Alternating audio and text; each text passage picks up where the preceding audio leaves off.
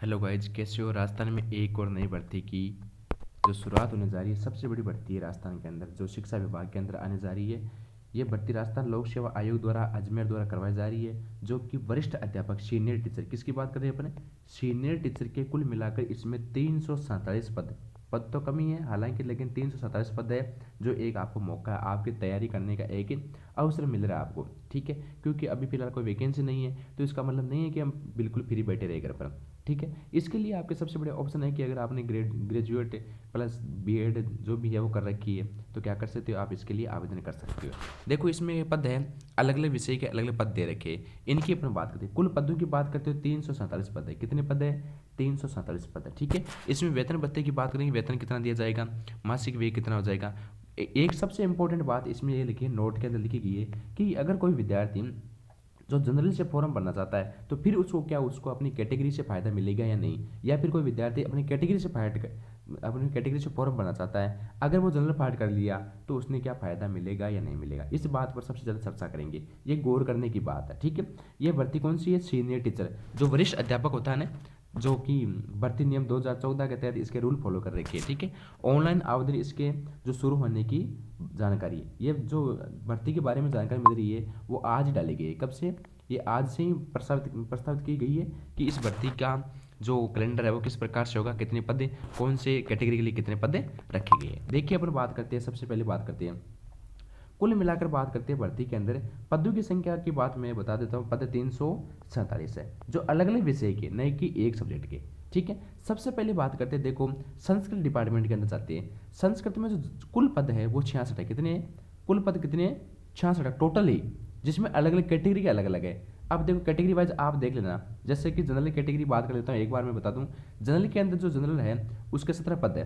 ठीक है, जनरल जो WE वाले है उसके 5 पद है, विडो के 1 पद है, डिवोर्स वाले के 1 पद है। जनरल SC के अंदर बात करते हैं 7 पद है। जनरल वी जो महिला है इसके बारे में बात करते हैं, विमेन की 2 पद है, विडो वाले के लिए 1 पद है, डिवोर्स वाले के लिए 0 पद है बिल्कुल भी। और जनरल ST इसके बारे में 7, ये लो 3, विडो के लिए 0 और डिवोर्स के लिए 0। और जनरल OBC बात करते हैं, जनरल OBC के लिए 9 पद रखे गए। जनरल जो विमेन है इसके लिए 3 पद रखा गया। इसके बाद में जो विडो है इसके लिए 1, और डिवोर्स वाली जो OBC महिला है उसके लिए 0 पद है। किसमें? संस्कृत डिपार्टमेंट की बात हो रही है। ठीक है, इसके बाद में आप अपने अपने जो कैटेगरी के अनुसार इन पदों को डिवाइडेड कर सकते हो आराम से। इसके बाद MBC, ये MBC हो गया। मैं ऊपर ऊपर की जो मेन बात है वो बता रहा हूँ। संस्कृत के अंदर NS जो संस्कृत है उसमें 66 पद रखे गए। संस्कृत S से, इसके बारे में मुझे पूर्णतः पता नहीं कि ऐसे का मतलब क्या है, लेकिन फिर भी बता देता हूँ कि इसमें 13 पद रखे गए। ठीक है, नेक्स्ट अपन बात करते हैं, इसके बाद अपन बात करते हैं हिंदी के पदों की। किसकी बात कर रहे हैं? हिंदी में कुल कितने पद है? हिंदी में जो पद है वो 34 पद है। कितने हैं? हिंदी में जो पद है वो कितने पद है? 34। अलग अलग कैटेगरी के अंदर इसको डिवोर्स जो बांटा गया है। ठीक है, और हिंदी जो कौन सी, एक तो साहित्य होगा शायद, या फिर दूसरी जो भाषा होगी, इसमें कितने? 5 पद है, हॉरिजॉन्टल एरिया के लिए 5 पद है। ठीक है, इसके बाद में अपन बात करें अंग्रेजी की कितने पद है? 46 पद रखे गए। ठीक है, इसके बाद में नेक्स्ट अपन बात करते हैं, अंग्रेजी में 46 पद हो गए। इसके बाद में जो जो अपन बात करते हैं किसकी, सामाजिक विज्ञान है, इसमें 61 पद है, अलग अलग कैटेगरी वाइज आगे दे रखा है। ठीक है, टोटल 61 पद है। इसके बाद में जो गणित है इसके 61 पद देखे, गणित के भी 61 पद है। गणित जो कि S वाली है उसमें 7 पद है।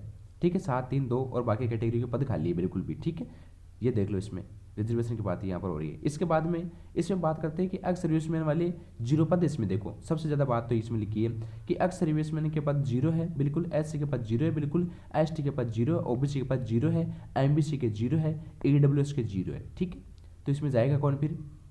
मतलब जो हॉरिजॉन्टल रिजर्वेशन का एरिया है वो गणित में बिल्कुल बाहर कर दिया गया। ठीक है, इसमें पदों की बिल्कुल भी एक भी संख्या नहीं दर्शाई गई। सबसे बड़ी विशेषकर बात गणित में आ रही है।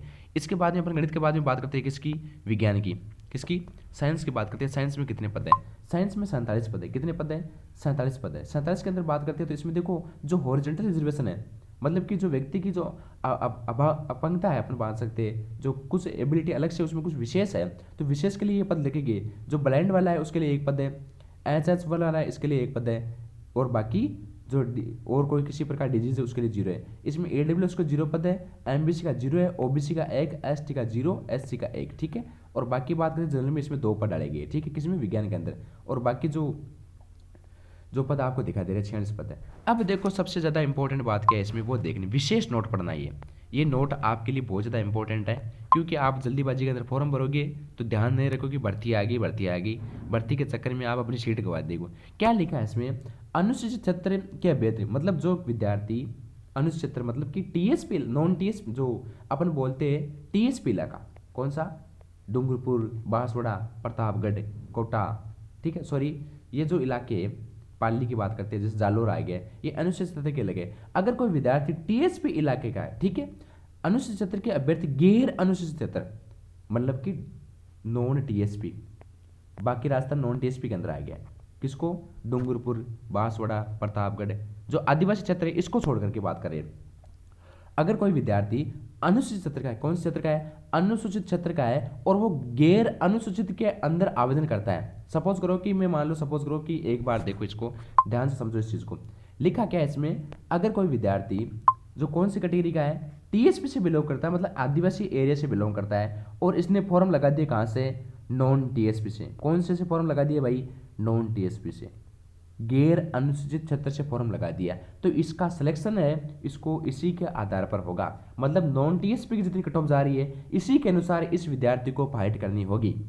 ये इसके अंदर बात का क्या रखा है, जो एक अलग से नोट बना रखा है, ठीक है। तो क्या करना है, उसकी जो कैटेगरी है उसको अपनी कैटेगरी से कोई फायदा नहीं मिलेगा, अपनी जो आदिवासी एरिया है, जो टीएसपी का जो अलग एरिया है उसके लिए अलग फंडामेंटल होती है, उस चीज़ का बिल्कुल भी फायदा नहीं मिलेगा उनको, सिर्फ और सिर्फ किससे फायदा मिलेगा, नॉन टीएसपी से फाइट करना है, नॉन टीएसपी के आधार पर उसकी ज्वाइनिंग होगी, और उसी का उसका जो मेरिट का आधार है, बेस है, वही उसका मेरिट का आधार बनेगा। अगर सपोज करो कोई विद्यार्थी, मान लो मेरे जैसा कोई विद्यार्थी है, जल्दीबाजी के अंदर फॉर्म भर दिया, क्या है, एक तरफ टीएसपी इलाका आ गया, टीएसपी का मैं विद्यार्थी मान लो सपोज करो, एक बार समझो इस बात को, ठीक है, मैंने नॉन टीएसपी से फॉर्म लगा दिया, क्या कर दिया, नॉन टीएसपी से फॉर्म लगा दिया, इधर मेरी जो कैटेगरी है इस कैटेगरी से मेरे मान लो सपोज करो कि 90 नंबर बन रहे हैं, ठीक है, इधर मेरी कैटेगरी मान लो जो भी कैटेगरी नहीं है, इधर कैटेगरी में इधर आ गया, इधर मेरा नंबर 90 नंबर है और मेरिट मान लो 95 चली गई, तो इधर आपका सिलेक्शन नहीं है। अगर आप फॉर्म इधर से डालते, किधर से, टीएसपी इलाके से फॉर्म भरते तो 90 पर आपका सिलेक्शन था, लेकिन नॉन टीएसपी में यहाँ पर आपका क्या नहीं है, सिलेक्शन नहीं है। तो इस बात का विशेष ध्यान रखें, अगर आप में एबिलिटी है, अपनी जो टीएसपी इलाका है इसको छोड़कर नॉन टीएसपी से फॉर्म भरते हो तो आपको उसी के अनुसार मेहनत करनी होगी, इस बात का विशेष ध्यान रखें फॉर्म भरते समय, ये सबसे ज़्यादा इंपॉर्टेंट बात है। पद कितने भी हो इससे कोई मतलब नहीं है, लेकिन इस चीज़ का विशेष आपको क्या रखना है, ध्यान रखना है। इसके बाद में अपन आगे बात करते हैं जो भी विशेष है। अब देखो ये सारी की सारी आपको क्या करना है, एक ही विवाह करना है, मतलब विवाह विच्छेदन डिवोर्स वाली वो बातें, इनका ज़्यादा गौर नहीं करना है, ये आप ज्वाइनिंग करवाएंगे तब आराम से मज़े से देख लेना, फिलहाल आप तैयारी करो। इसके बाद में अपन आगे बात करें नेक्स्ट जो भी इंपॉर्टेंट चीज़ और जो भी है वो देख लेना। अब देखो सैलरी की बात करते हैं, सबसे ज़्यादा इंपॉर्टेंट बात तो ये ना, 1 तारीख को घंटी इसी बजेगी, ठीक है, ये पे मैट्रिक L10 है, सॉरी L11 है, ठीक है, जो बेसिक आपका 4200 है, ठीक है, सेकंड ग्रेड 4200 हो गया, और जो रिट वाले है मतलब कि ग्रेड 3 वाले उसका 3600 शायद है ना, ठीक है। तो फिक्स वेतन 2 साल के लिए प्रोबेशन काल है, परिवीक्षा काल के अंदर आपको फिक्स वेतन दिया जाएगा ओनली 4200 ग्रेड पे, मतलब जो भी आपकी सैलरी बनी उसके अनुसार। फॉर्म भरने के लिए कम से कम आयु 18 वर्ष, अधिकतम 40 वर्ष से होनी चाहिए, लेकिन आपको अलग अलग कैटेगरी के अनुसार आपको इस एज का क्या फायदा मिलेगा। इसके अंदर अपन बात करते हैं, देखो जो विद्यार्थी जनजातीय इलाकों से बिलोंग करता है उसको 5 वर्ष का है। इसके बाद अनुसूचित जाति, अनुसूचित जनजाति, अति पिछड़ा, आर्थिक रूप से कमजोर महिला है उसको 10 वर्ष का मिलेगा। इसके बाद में अनारक्षित वर्ग की जो महिला है उसको 5 वर्ष का मिलेगा। और विधवा एवं विच्छिन्न ये महिलाएं आप बुढ़ापे में फॉर्म भर सकती है, बिल्कुल आप 60 साल से अधिक एज की, तो आप भी अगर आप में एबिलिटी है तो आप फॉर्म लग सकते हो, मतलब 60 नहीं मतलब 50 की एज तो आप फॉर्म भर सकते हो, मतलब 60 का रिटायरमेंट ही हो गया है फिर, ठीक है। अपन बात करते हैं विधवा एवं विच्छिन्न, इनमें किसी प्रकार का जो एज है इनका कोई रूल नहीं रखा गया। कई विद्यार्थी कह रहे हैं कि सर हमने शादी जल्दी कर ली और हम 18 से पहले क्या हो गए जो भी है डिवोर्स ले लिया हमने, तो क्या हम फॉर्म भर सकते? नहीं भाई, क्योंकि ये कौन सा है, मैरिज जो सर्टिफिकेट बना है उसका उल्लंघन है, तो आप पहले ही पकड़े जाओगे। तो कम से कम आपकी कम से कम एज कितनी होनी चाहिए, 18 वर्ष तो होनी चाहिए। इसके बाद में आपने डिवोर्स ले लिया होगा कोई मायने नहीं रखती। अगर 60 साल की सर्विस है तो 60 वर्ष तक सर्विस होती नहीं, उसमें आप 50 साल के हो, डिवोर्स से हो, तो आप क्या कर सकते हो, फॉर्म में अप्लाई कर सकते हो, ठीक है। Thank you. जो भी है वीडियो अच्छा लगा तो लाइक शेयर कर देना।